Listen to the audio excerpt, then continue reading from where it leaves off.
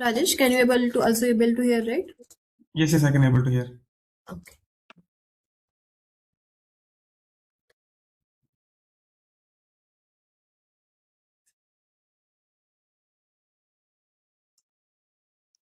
Sir, hope the screen is visible. Yes. Okay, sir. So please confirm from your end, sir, to proceed further.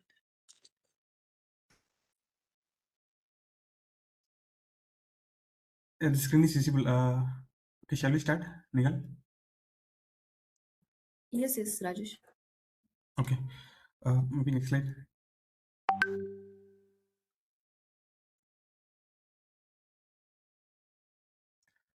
Okay.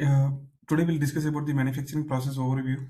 So the main agenda will be like the overview of jigs and fixtures, and overview of assembly engineering as well as digital manufacturing, and what are the latest technologies being used in manufacturing, and overview about the weld engineering as well as the fastener selection as well. Can you go to next slide?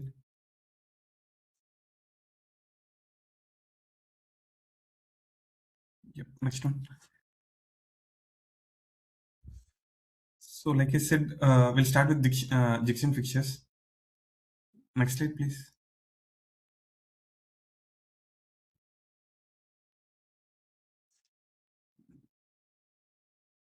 Next.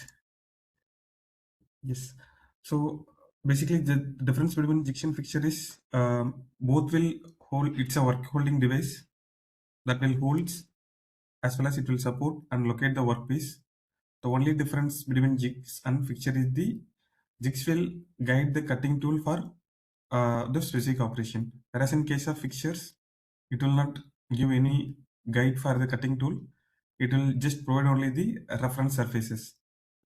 So this is the major difference between jig as well as jig when compared to the fixtures.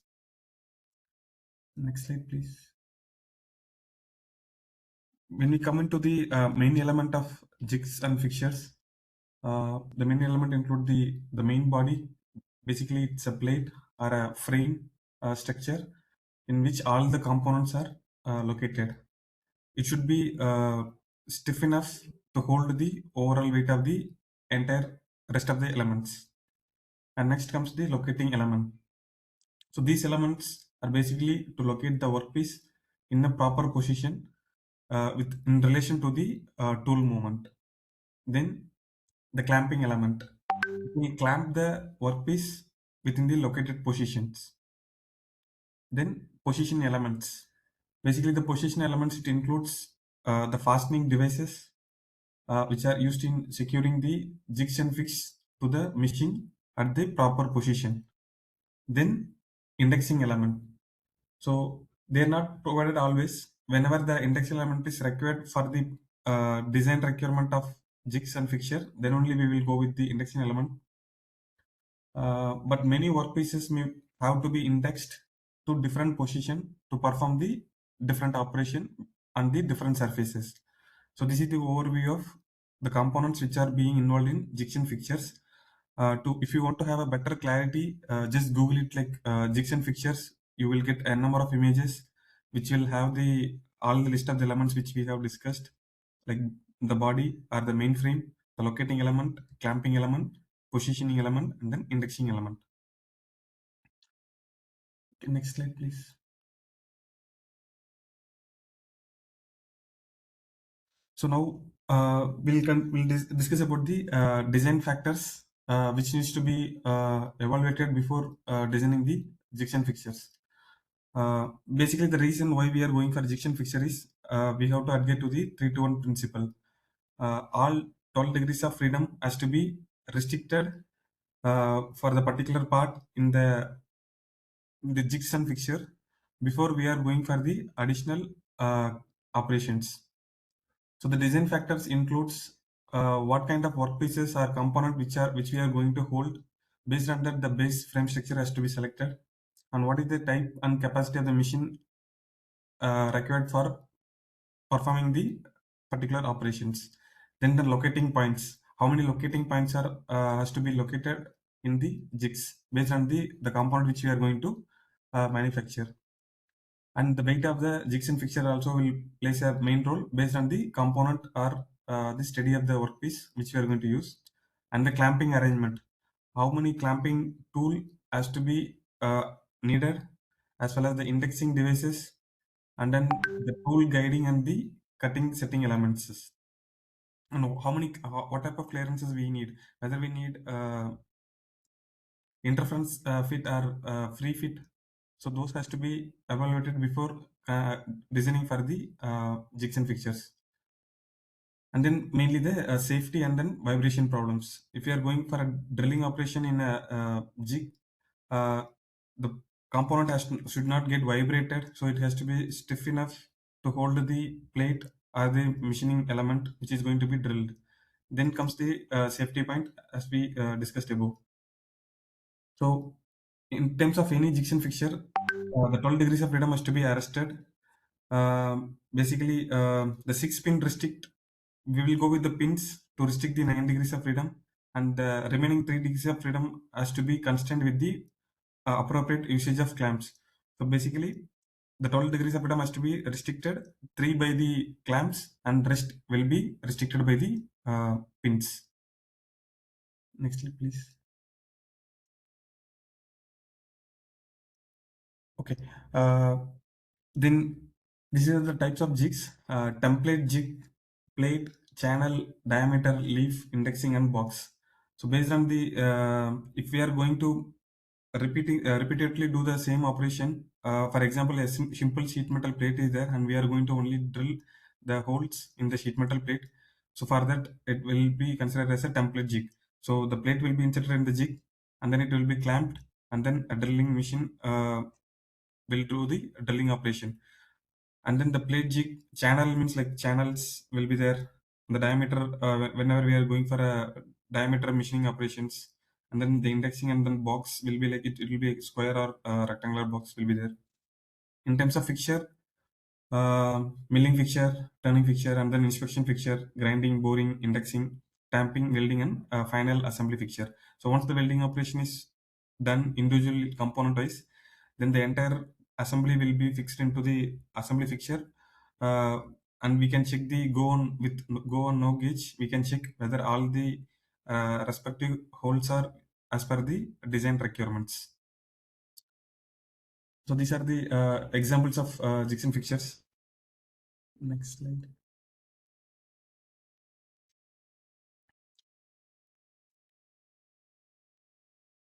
Next slide, please. Yeah. So now we discuss about the design factors, and then the what are the various types of jigs and fixtures.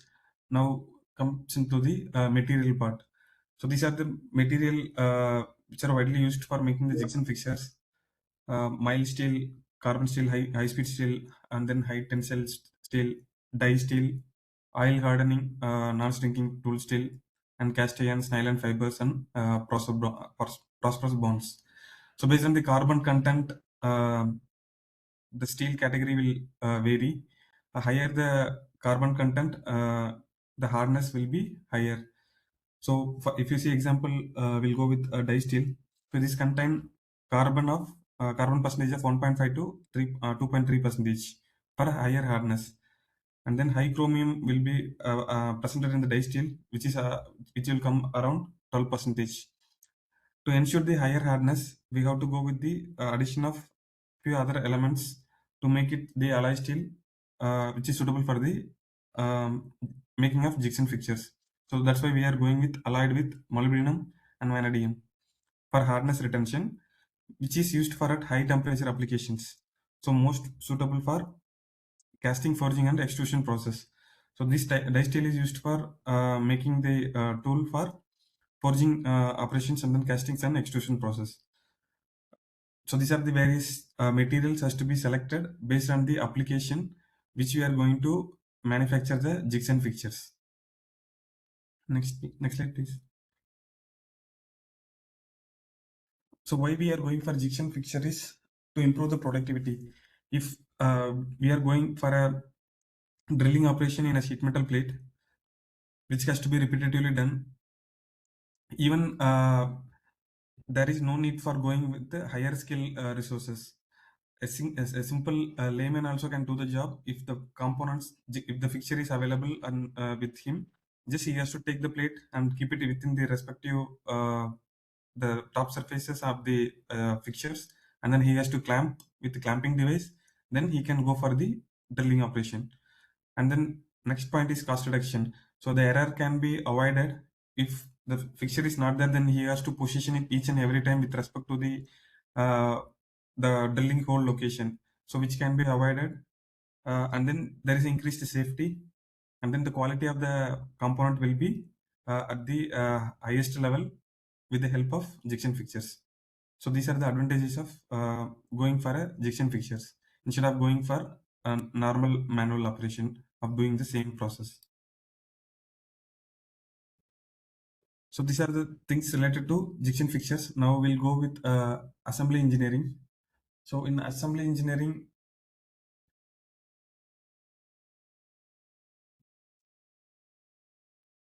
so now the part has been manufactured either through jigsaw fixture and then laser cutting operation. Now all the individual child parts has to be assembled together into make into a complete assembly, or else it has to be made into a complete machine. First child part, then assembly, then assembling the subsystem basically. So the type of assembly tools are manual tools and power tools, and then the type of joint will be permanent joint and non-permanent joint. So permanent joint means here we are talking about the welding operation. So by making two child parts welded together, it will become a one assembly, which will be a permanent joint.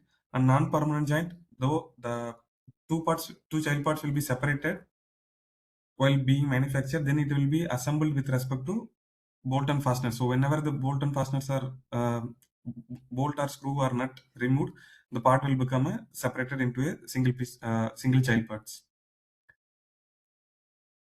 Next slide.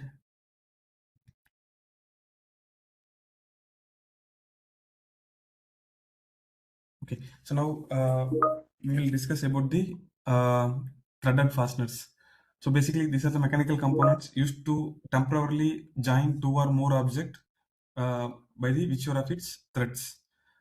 For example, if you see the image, the blue color one is the connected part, and then bottom is the nut, and top surface is the screw. So here we are applying the torque on the nut, which will hold the two connected part together with the help of the friction between the threads in the screw versus the threads in the nuts.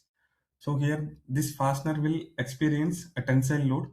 Basically the load it's correspond to the force that clamp the joint member together. So this is the tensile load.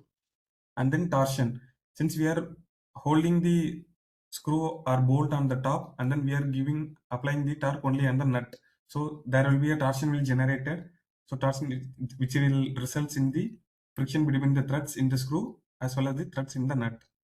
Then load point of view, how this bolt or screw can fail is, it is because of the shear load it can able to fail. So when it comes to shear load, it may be like direct shear or else indirect shear. So shear load is nothing but when the external force slides the member of the joint in relation to each other with respect to the right angle to the clamping force. So if the load comes exactly on the connected member, first the failure will occur on the fasteners only. So this is the type called shear load, and then the failure is called shear failures. And then there are chances that if the joint is exposed to high external loads, then the pre-stress, the tensile load in the screw will naturally increases, which will until the screw breaks. So because of the torsional load while holding the bolt head and then torquing on the nut side, there will be always a pre-stress will be induced in the threads. Over a period of time, because of external loads, the failure may happen due to the pre-stresses in the nuts itself. And for example, here it is mentioned that only 10% of the torque applied will be transferred to the clamping force. So whenever if you take any applications where the two members are joined together with help of screw or bolt with a nut, only 10% of the load will be transferred to the clamping forces. Um, and then the main pre-stresses we have I have explained. And then if the thread is thread is cut longer than required, then the screw will become more expensive, and then we have a lower tensile strength. So, and there is one more thumb rule is that after the nut is torqued towards the bolt or screw, uh, the thumb rule is like two thread is has to be excess length needs to be provided when compared to the nut length. So more the length of the bolt threads, it will be expensive, and which is not needed for the applications. Since as I mentioned, only 10% of the load is going to be transferred into the clamping force. Next. So the length of the screw has to be selected accordingly after the nut is fully torqued, just through 2 to 2.5 uh, millimeter, or the threads has excess length is sufficient to hold the entire clamping force. Next slide.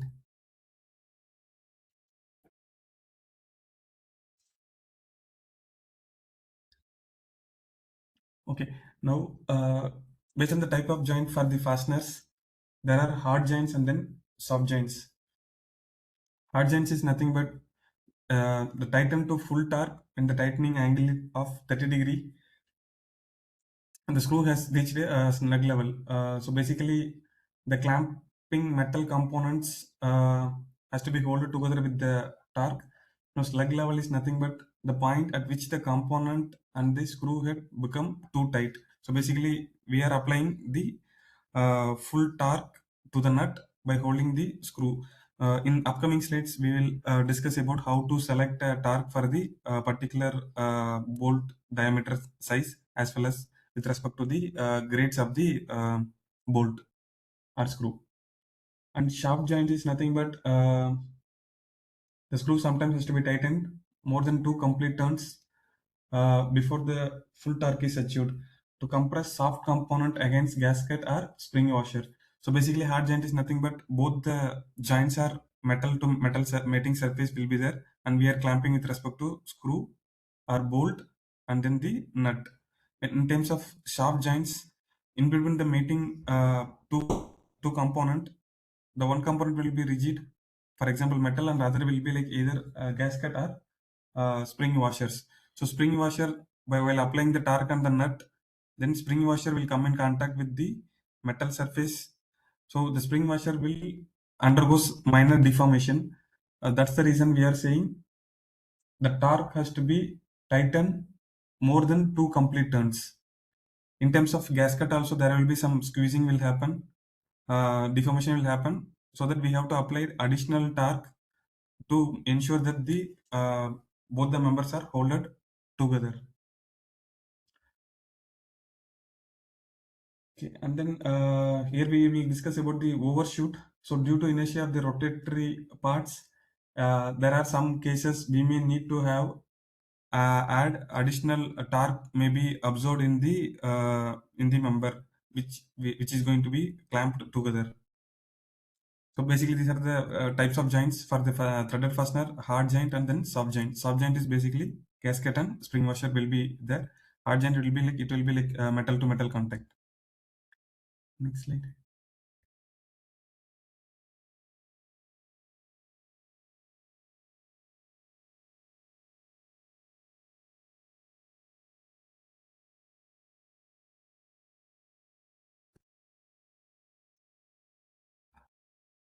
Yep.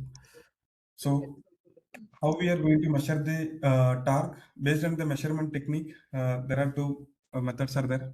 One is a static measurement and then dynamic measurement. So static measurement is nothing but the torque is checked after the tightening process has been completed. In terms of dynamic measurement, the torque is continuously measured during the tightening cycle itself. For example, we can consider this as a digital tractor machine. So where we can able to see like how much the torque is being applied continuously while applying the torque itself.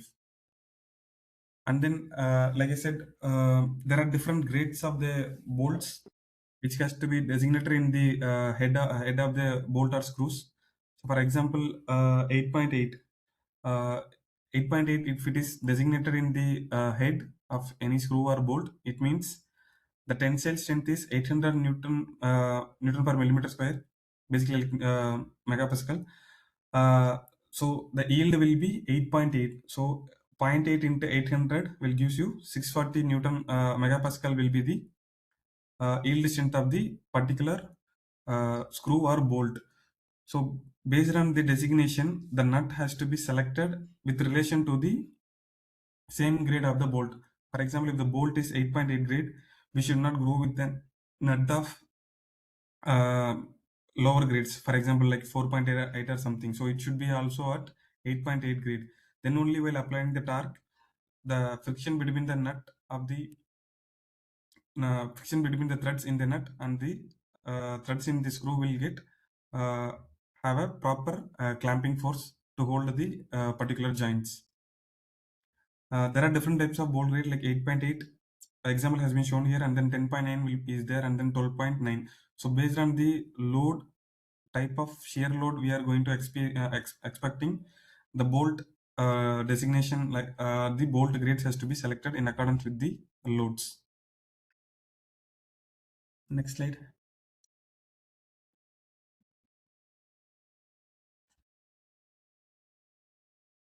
Next slide, please.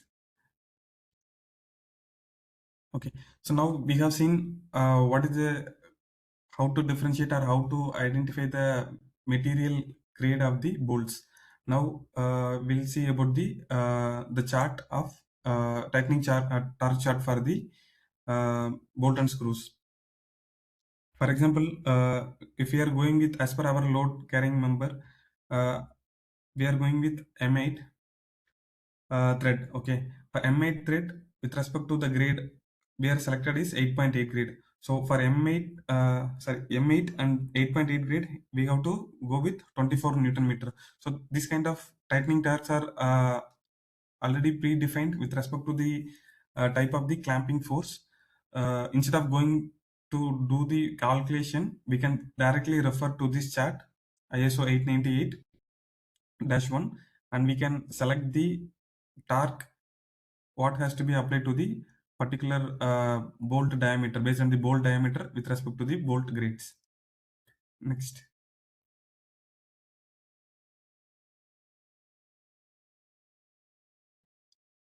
Next slide, please.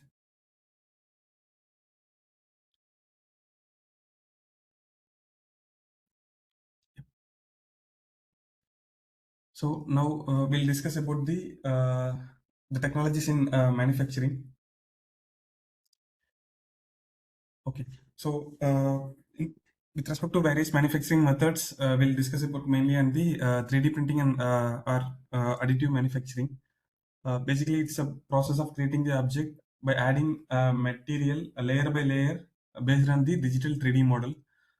So unlike other subtractive manufacturing methods, here the material where the material is removed from a block, here it will be like build up. The parts are being built up in the from the ground itself. Ground in the sense from the base surfaces.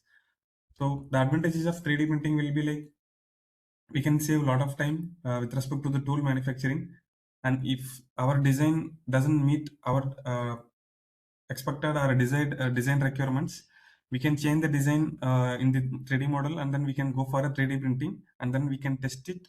Once the part is behaving as per our requirement, then we can go for the uh, final tool making. For example, in terms of casting parts, making a mold, and then pouring the metal into the mold, and then getting it out. Uh, Making the mold itself, it will take 6 to 8 weeks time. So which can be saved in 3D printing. In 3D printing, we can print the parts in 1 or 2 days max, and then we can visually have a looking as well as we can test it temporarily to understand the basic function of the 3D printer parts. If everything is meeting, then we can go for the final tooled up parts. So this is the advantage of additive manufacturing. So for 3D printing, various type of polymers are used. It will be like either only independent of polymer, or it is a mixture of polymer plus metal. It can be of composite materials. It can be of ceramics as well as paper. So mostly, what are the 3D printing we are using is of polymers only. But there are advanced 3D printing machines are there where we can do the metal 3D printing itself. In the past, before 5 years, if we take an example, the mold will be made with respect to the machining. We will take a block and then we will do the machining. Then only we will get the mold. But as per the latest technology, like we can 3D print the entire mold itself in 1 or 2 days. From the 3D printing mold, we can cast the casting parts uh, very much easier, and then time consumption has been will be saved a lot. So this is the advantage of 3D printing or additive manufacturing. Next slide. Then comes the latest technology will be like industrial IoT. So Internet of Things. It's referred to the interconnected sensors and instruments and other devices network together with the computer application. It includes manufacturing as well as the utility and energy management. For example, with the advancement in the industrial Internet of Things, a customer, for example, a supplier is situated 200 kilometers away from the customer. By locating at his own place itself, once the part is being manufactured, he can do the measurement of the parts, and without sending the measurement data in manual, like either mail or making it in Excel or paperwork, all the measurement which is being measured by the supplier at his end will be immediately transferred to the customer through the IoT. So by looking at the dimension in the drawing based on the measurement, a customer can give approval that the part is meeting the design requirements and the part will fulfill the design requirements. So he can dispatch the parts to the customer, and so the parts can be used without going for any manual inspection as well as manual rechecking at the customer end. So this is the one of the advancement which is currently going on in the most of the manufacturing technology companies. Next slide, please. So then comes the digital twin. So it is basically a digital representation of the physical object or person or process in a digital version of its environment. So it helps an organization simulate the real situation and their outcomes, ultimately allowing it to make better decisions. So, like I said, industry 4.0 integrated, so the customer can see the real the process, how the supplier is being making the processes and the part without going for any physical check or physical manual interventions. And then real time monitoring will be there, and then there will be calculated decision can be taken. If there is any variation in the part or process, it can be stopped at the instant, instead of rather than after producing a number of parts taking a decision. It can be taken, the decision can be made at the very initial phases. So this is also one of the trend which is being widely getting advanced in the manufacturing sectors. Next slide, please.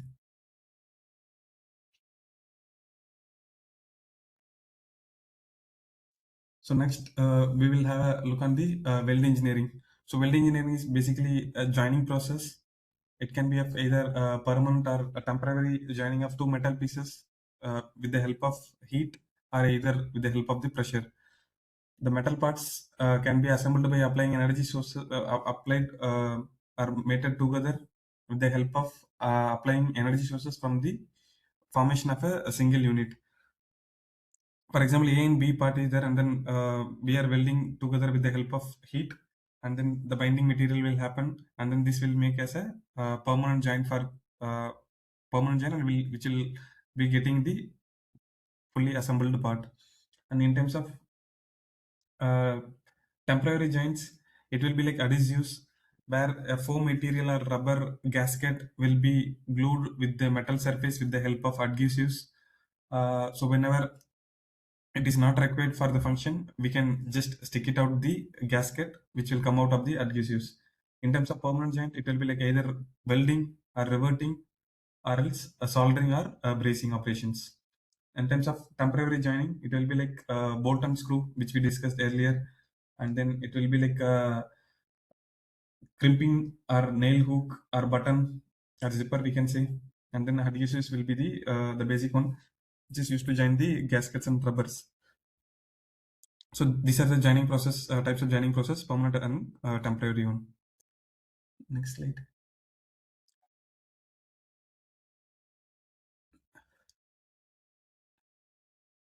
Next slide, please.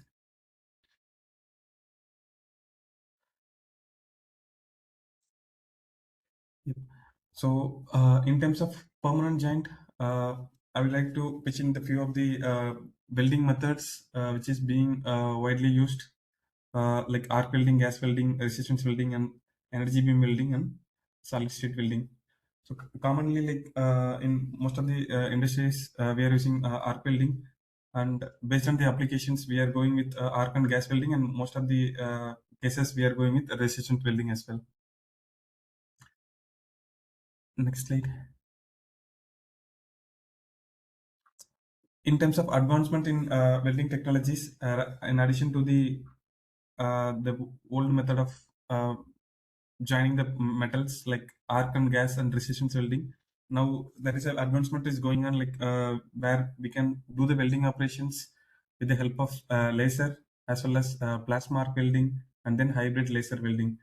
So if you see the laser welding, it is basically to join the metals or thermoplastics using the high laser beam to form a weld. So the source of heat will be, in this case, will be like the laser at which will travel at higher speeds, uh, and in the thicker material,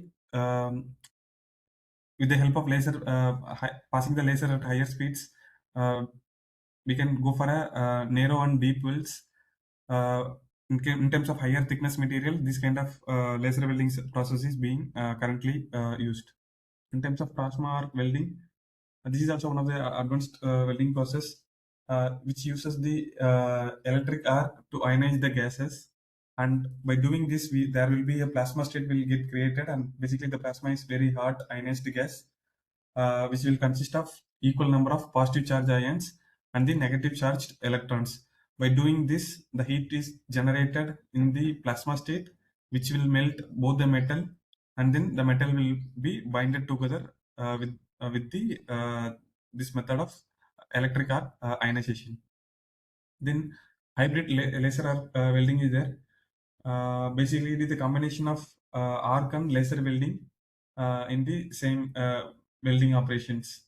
So basically, as per this theory, the gases will be like the arc welding gases like CO2, and then diode, Y fiber, and this kind of will be combined together. Uh, then it will create a hybrid laser arc. So the name itself, hybrid laser arc welding. So arc welding will have a gases like CO2, magnetic, and plasma will be there. By put together the laser and then the arc welding, the gases will be having the high laser welding processes. Basically, this will be used where the most the precision is required, and it's also like typically like higher in cost due to the mixture of arc welding as well as the laser beams. Next slide.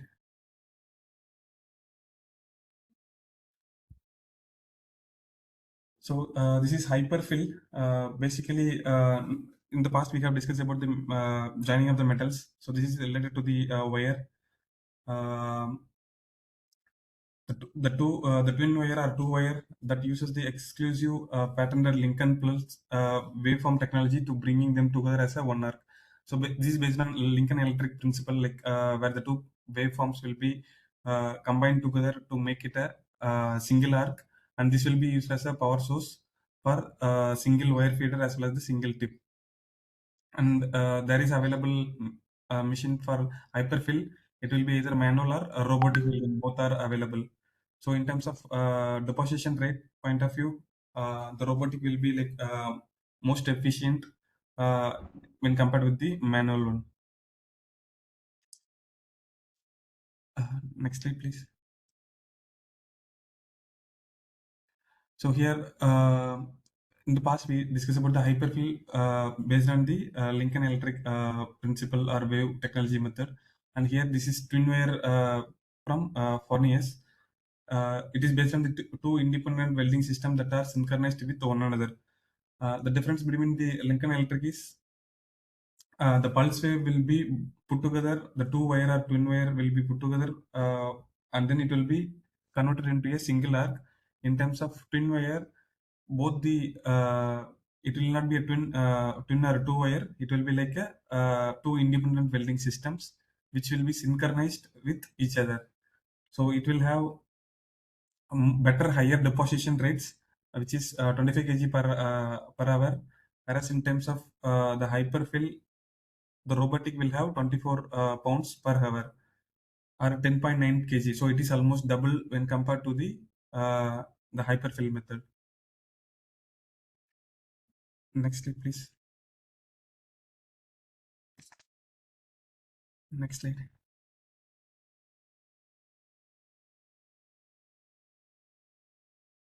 So like I said, the deposition rate is 25 kg per hour. In terms of the Lincoln electric or hyperfill, it will be like 10.9 kg per hour. Next slide.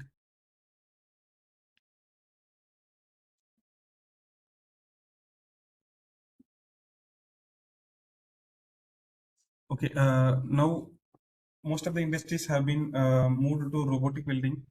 So why there is a need for robotic welding? Because to get a manual worker in the welding operation, uh, the worker has to be skilled enough to make the welding operation. Whereas in terms of robotics, for higher volumes, it will be higher speeds will be there, and then it will be cost effective. And then quality point of view also, application accuracies will be there, and then consistency in the part quality, and then it's less part repeatability will be there, and there is no need to go for a trained personnel. And the limitations will be like the decision making and the investment. So though the initial investment is higher, but the benefits we are getting from the robotic welding will be like higher when compared with the manual welding process. Next slide, please. And there are type of robotic processor. There are single arm and multi arm. In single arm industrial articulated arm, like only one arm will be there which will do the welding operation. Whereas in multi arm, for doing the welding operation for the complex assemblies, the two arm will do the simultaneously doing the welding in the single component, which is will not be possible in the if you are going with the human manual welding operations, because only one manual worker will be there, and then he will do the welding operation at the one end, and then he has to do it at the other end. Whereas in terms of robot, it can be simultaneously can be carried out for the welding operations. Next slide, please.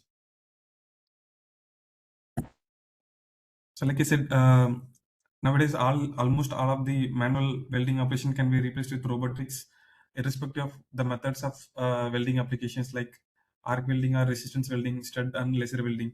So all these type of weldings nowadays we can able to see commonly in the robots are doing performing the welding operation in the industries. Next slide. And we will discuss about the cobot welding. So cobot is it's a collaborative robot designed which is designed to safely operate along with the humans. So in the past we discussed about the manual welding. Only a human will be doing the welding operation, and then the pure 100% robotic welding. So here it is a combination of both manual as well as the robots will work together in the welding operations, uh, equipped with sensors. Cobot means like collaborative plus robot. That's the word called cobot. Cobot can navigate the environment effectively.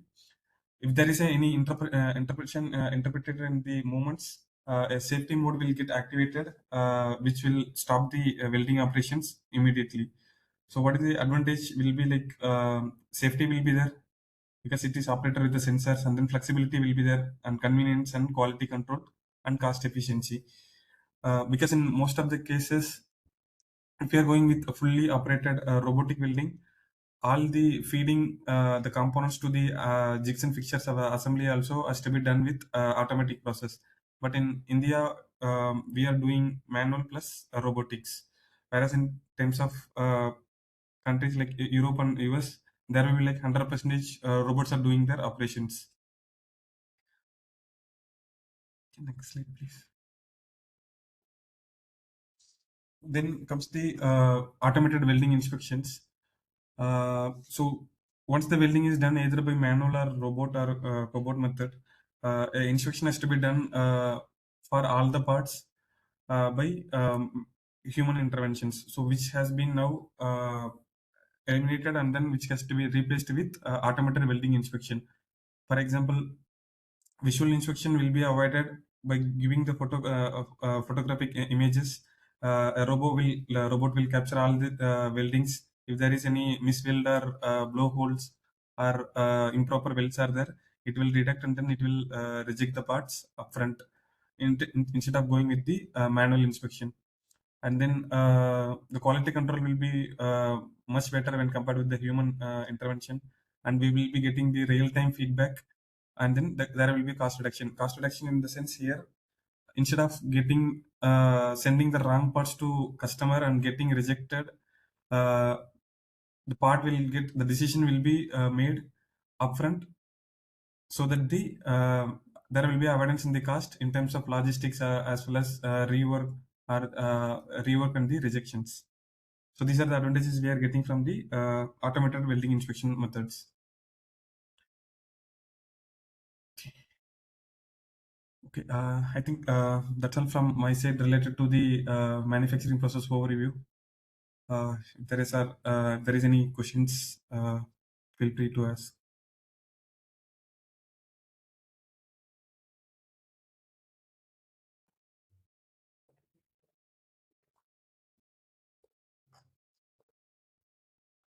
So students, if you have any questions, you can ask directly or you can drop in the chat.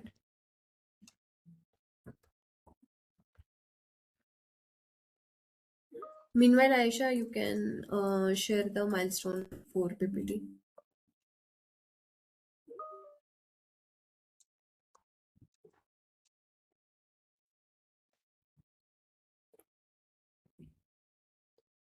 Okay, thank you, Rajesh. And students, if you still have any question up to the end of the session, you can drop it here and we can answer.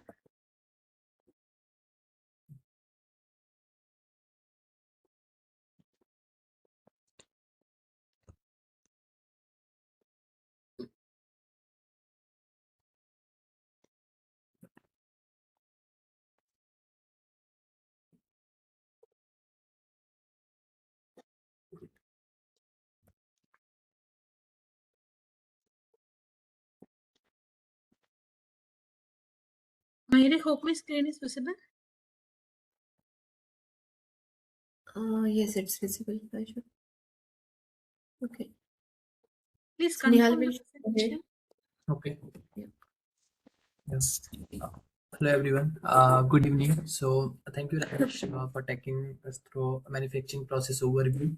And it is very critical when teams are working for their milestones. These all milestones are linked with the different manufacturing processes, which we are going to use, like the milestone 3, which talks about the fabrication, and then this milestone 4, we are specifically requesting the team to work on the subsystem, take the images, working videos. So why we are saying images or videos, it may be like you have only chassis or digging system which is placed on the machine, or which is not a part of machine but developed at individual level. So you can just click the picture, and if it is like kind of conveyor system or picking system which is in working condition, you can take the videos and submit in this template. So this is milestone 4, which talks about subsystem images and working videos, similar to the other templates which you have submitted. It is in the same manner.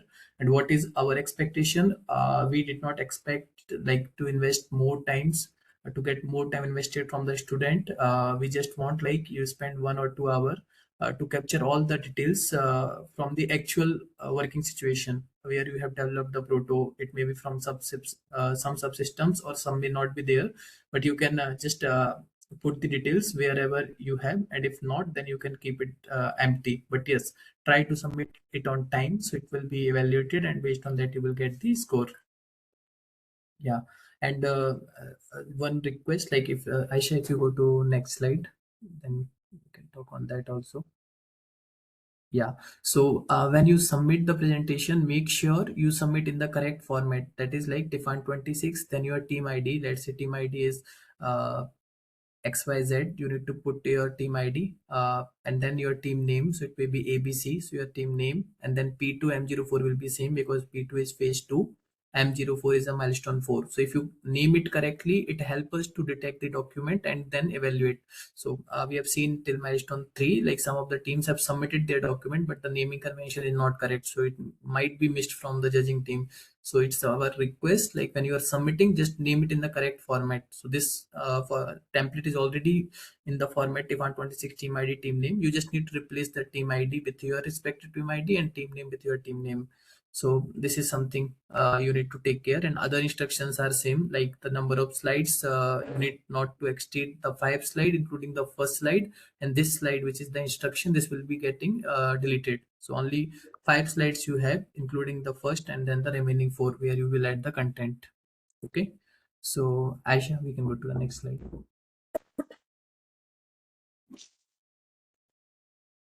Next slide, please, Aisha.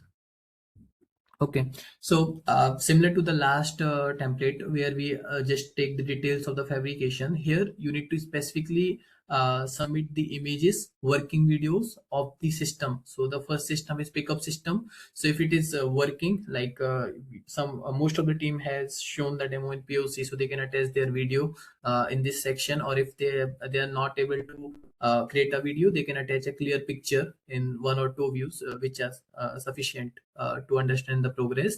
And then similar ways for the conveying system, where you can take the pictures, videos to show what is your progress for that specific subsystem. Let's say any team have common pickup and conveying, so they can just attach a picture at one location, and other location they can mention a note like the conveying is already captured in the pickup location. So that you can consider for this template. Next slide, please, Aisha.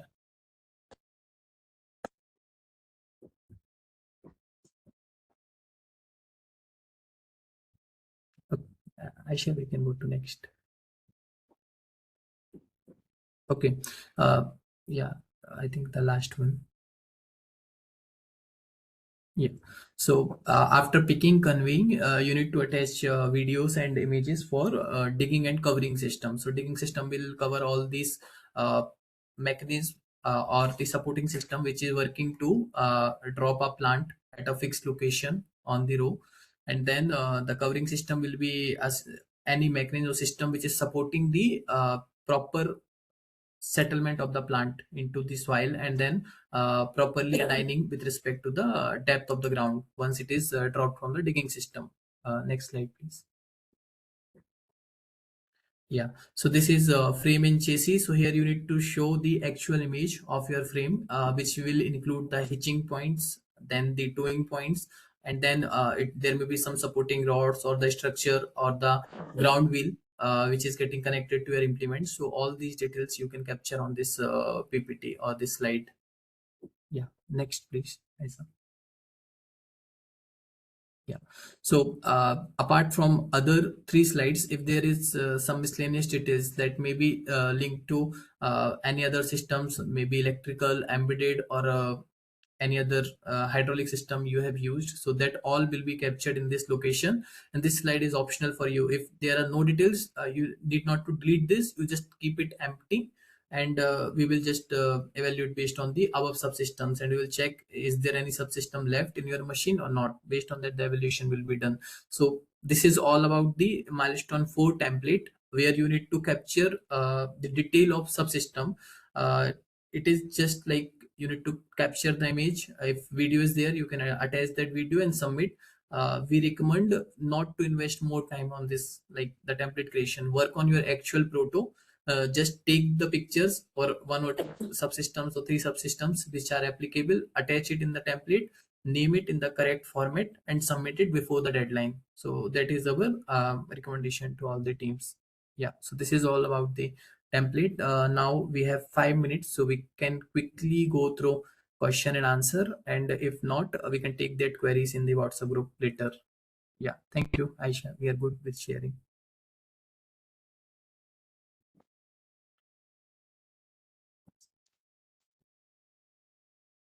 Any questions, teams?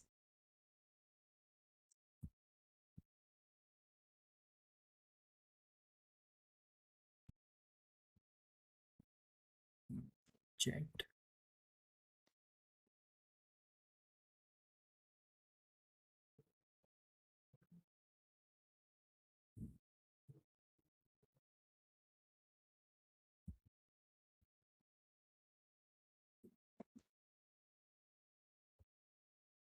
Team, anyone have any question related to the topic which we covered? Maybe manufacturing process or related to the milestones or any other hurdles you are facing.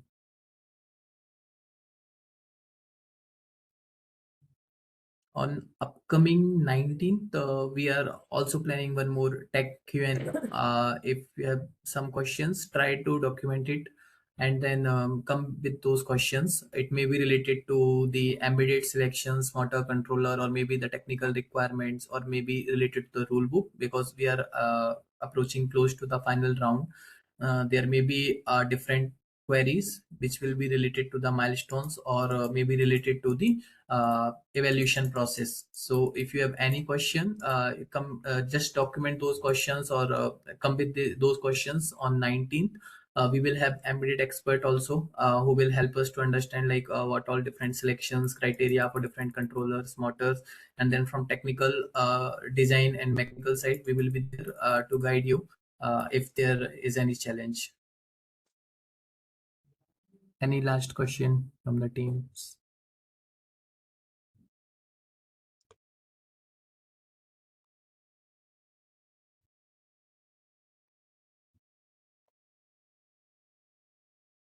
Okay, so I think we have this session on 19. So if you have any questions, come up with that questions, and you have mentors already, so you can ask those questions to mentors also. If not, you can drop that question in the WhatsApp group, and then on 19th we will meet.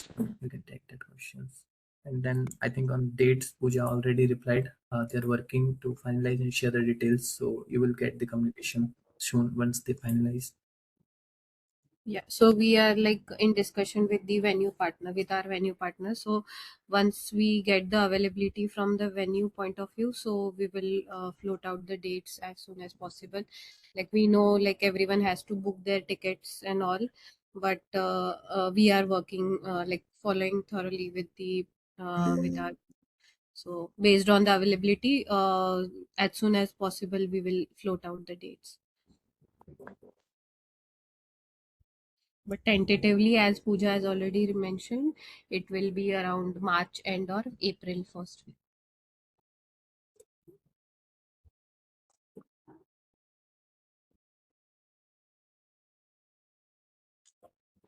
Okay.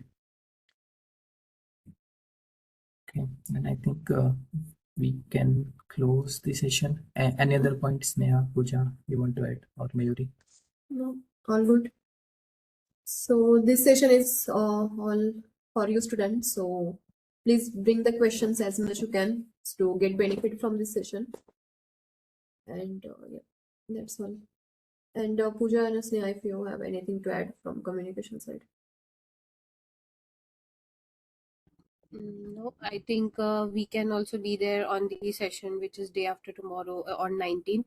So any admin related queries also you can ask on that day. So yeah. Okay, thank you all for the joining, and the recorded session Aisha will upload. Aisha, please upload the sessions on the SAE page. Sure, Mary. Yeah. Thank you all. All the best teams. Thank Bye. you. Thank you. Bye. Thank you.